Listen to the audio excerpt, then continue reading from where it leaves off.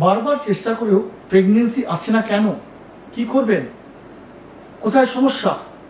আজকে আমরা এই নিয়ে আলোচনা করতে পাশে পেয়েছি বিশিষ্ট গাইনোকোলজিস্ট ডক্টর সুচেতা মুখোপাধ্যায়কে।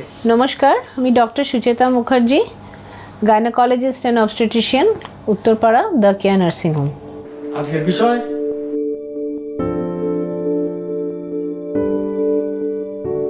প্রেগনেন্সি আসছে না, বা যাকে টেকনিক্যাল টার্মসে আমরা বলি সাবফার্টিলিটি। তো সেই ব্যাপারটার মেইন যেটা ক্লাসিফিকেশান, একটা হচ্ছে আনএক্সপ্লেইনড ইনফার্টিলিটি, আর একটা হচ্ছে যে কোনো স্পেসিফিক কজের জন্যে প্রেগনেন্সি আসছে না। এখানে আমাদের বুঝে নিতে হবে স্পেসিফিক কজ বলতে বোঝাবে যে নর্মাল ফিমেল ফ্যাক্টরসদের জন্য uterine factors, ovarian factors, tubal factors, আর হাজব্যান্ডের যেটা mail infertility factor.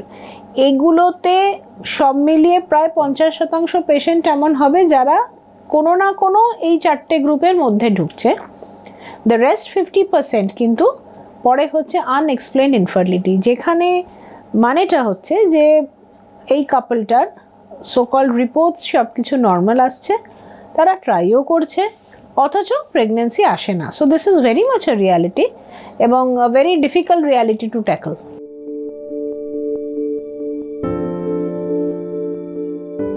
Periods stop আছে বা পিরিয়ডসের গন্ডগোল, পিরিয়ডস কম হচ্ছে, ডিলেড আছে, এটা কিন্তু আনএক্সপ্লেন্ডের মধ্যে পড়ছে না।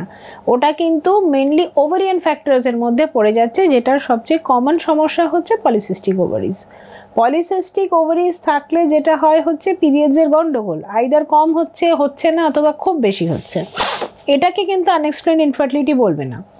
আনএক্সপ্লেইনড ইনফার্টিলিটির জায়গাটা হচ্ছে যে রিপোর্টস সব ঠিক আছে, পেশেন্টের তথাকথিত হ্যাবিটসগুলোও তো ঠিক আছে, তাই কিন্তু তা সত্ত্বেও আসছে না, সেটাকে বলছে আনএক্সপ্লেইনড ইনফার্টিলিটি।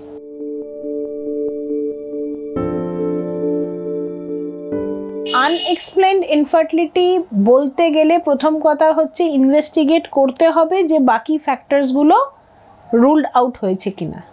এটা কিন্তু অনেকেই বলা সত্ত্বেও করে না, বা এখন অনেক বেশি মানুষ সচেতন হয়েছে, হ্যাঁ অবশ্যই করছেও এমন।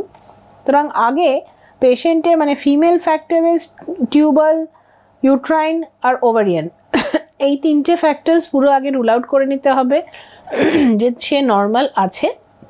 হাজব্যান্ডকে অবশ্যই স্ক্রিন করতে হবে যে সেও নর্মাল আছে। যদি এই চারটে জিনিস ঠিক হয় তবেই তাকে আমি আনএক্সপ্লেইনড বলবো, নচেত কিন্তু আমি তাকে আনএক্সপ্লেইনড বলে ইনফার্টিলিটি বলে লেবেল করতে পারবো না।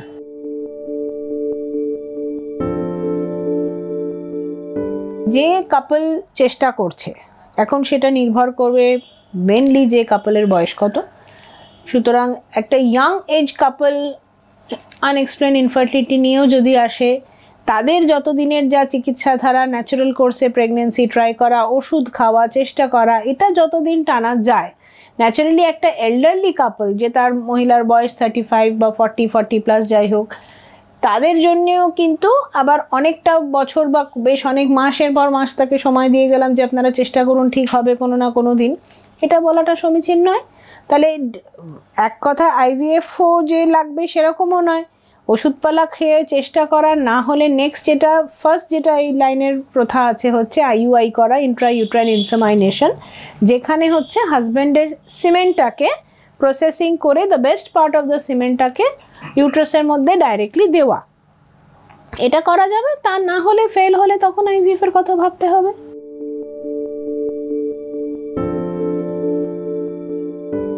ডিপেন্ডস অন সেই মহিলার ওভারিয়ান ফাংশনটা কত, কেন ওভারিয়ান ফাংশন এমন একটা জিনিস যে সেটা প্র্যাকটিক্যালি কোনো ওষুধ খেয়ে বাড়ানো যাবে না। এটা একেবারে প্রিডিটারমাইন্ড যে আমার ওভারিটা কত আমার বয়স অবধি ভালো ফাংশনিং ক্যাপাসিটিতে আছে, আর তারপরের পোর্শনটা হচ্ছে আছে এই অবধি কিন্তু ফাংশনিং ভালো নেই। সুতরাং তার যদি ওভারিয়ান ফাংশন কমে যাচ্ছে তাহলে তার বেশি সময় দেওয়া যাবে না, কখনো 6 মাস, কখনো 1 বছর, সেটা তো সব ডিপেন্ড করবে যে মানে কাস্টমাইজ যে এই কাপলটার কি situation. Can't generalise time frame যে ঠিক এইটুকুন বাদ দিয়ে আপনি কিন্তু তারপরে খুব তাড়াতাড়ি দৌড়াতে শুরু করবেন, তা কিন্তু ব্যাপারটা নয়। Depends on what is your criteria of age, ovarian function, হাজব্যান্ডের সিমেন্ট ব্যাপার, প্লাস আর একটা জিনিস যেটা হয়, এই যে দূরে থাকা, এখনকার দিনে কাজের সূত্রে প্রচুর ফ্যামিলি আছে যেখানে হাজব্যান্ড এক জায়গায়, ওয়াইফ এক জায়গায়, আবার তখন তার মধ্যে এসে যাবে যে ডিস্টেন্স তাদের একসঙ্গে তারা থাকতে পারছে কি না, সেগুলো দেখে সব কিছু দেখে ডিসাইড করতে হয় যে এরপর তাহলে কি করব।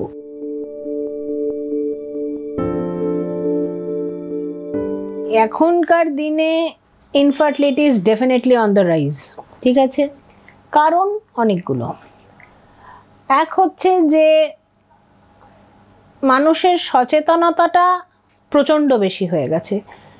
আগে অনেক ফ্যামিলি, অনেক পাড়ায় যাদের বাচ্চা নেই বা চেষ্টা করেছে আসেনি, সেটা এতটা হাইলাইটেডই হতো না। হয়তো ছিল, তখনও কি আর ছিল না? অবশ্যই ছিল, তখন এত হাইলাইটেড হতো না। এখন হাইলাইটিং হওয়াটা প্রচণ্ড বেশি হয়েছে।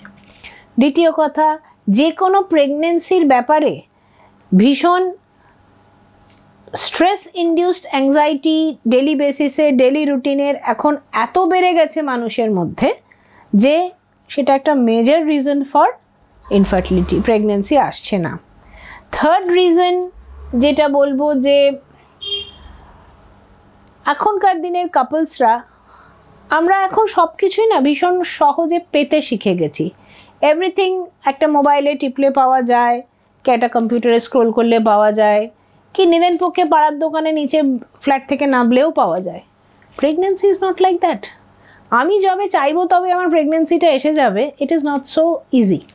তো সেই জন্যে এখন লোকের এই টেলার মেড অ্যাপ্রোচটা, যে আমি এটা চাই, আমার এটা হতে হবে, এটা যেহেতু হচ্ছে না বলে আমি ডাক্তার দেখাতে শুরু করলাম, মানে মাসের পর মাস ওষুধ খেতে শুরু করলাম, অ্যাংজাইটি করলাম, নিজে ব্যস্ত হলাম, ফ্যামিলি ব্যস্ত হলো।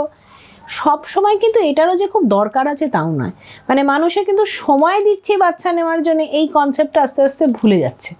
এটাও ঠিক অ্যাকসেপ্টেবল হবে না।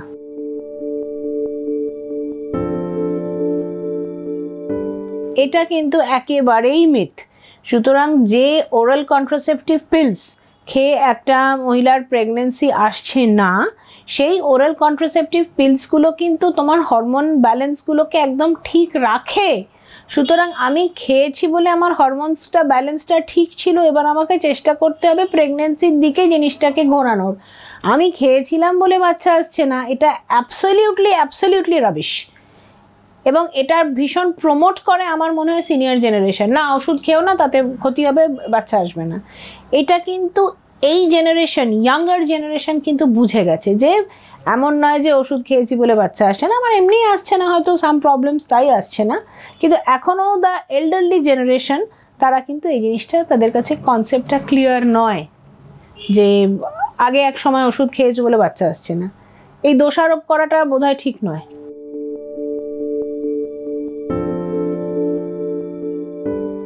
এত যদি ডিপ্রেশন হয়, অ্যাংজাইটিও হয়, ডিপ্রেশনও হয়, ঠিক আছে? এবং এখন যেহেতু সবাই তাদের সমবয়সী লোকেদের সঙ্গে কথা বলুক না বলুক, ফেসবুক, হোয়াটসঅ্যাপে, ইনস্টাতে এত বেশি মেশে, সবাই সবার নিজের থটস এবং মানে ক্রিসক্রস অফ থটস, আমার এটা হলো তোর এটা হলো না কেন করে এত কম্প্যারিজনের জায়গায় চলে যাচ্ছে। এতে ডিপ্রেশন বাড়ছে, ফ্রাস্ট্রেশন বাড়ছে, আলটিমেটলি যেটা হচ্ছে নিজের লক্ষ্য থেকে, নিজের প্রেগনেন্সি নেবোর একাগ্রতা এবং পার্সোনাল ইস্যুটা থেকে সরে যাচ্ছে। এবং সঙ্গে সঙ্গে যেটা হচ্ছে ফ্যামিলি ইস্যুস এসে যাচ্ছে, অসুবিধা হচ্ছে, প্রবলেমস আসছে, কখনো হাজব্যান্ডের সঙ্গে, কখনো ইনলজের সঙ্গে, সব দিক থেকে এটা তো খারাপ হচ্ছে।